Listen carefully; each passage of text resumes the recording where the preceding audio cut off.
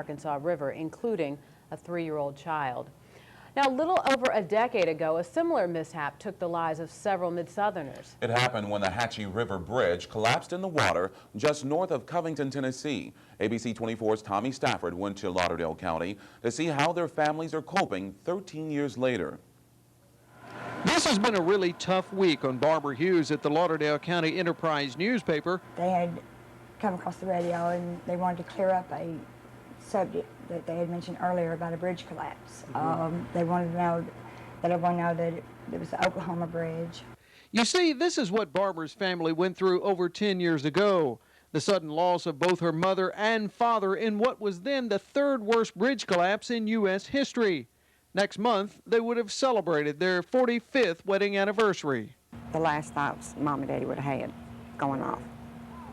They were in 2 separate vehicles.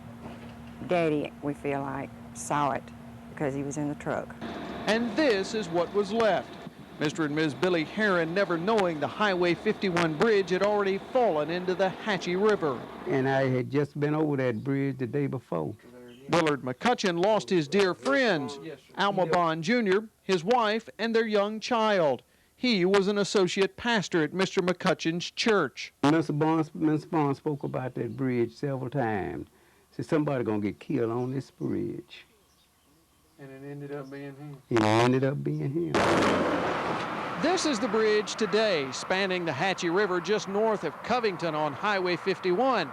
Back in the late 80s, it was down here where the problem occurred. A raging river and floodwaters scoured out the piers, causing it to fall in, unlike the one in Oklahoma.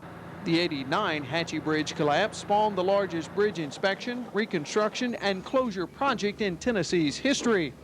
As long as highways run across rivers, some accidents will be unavoidable, but it doesn't make it any easier.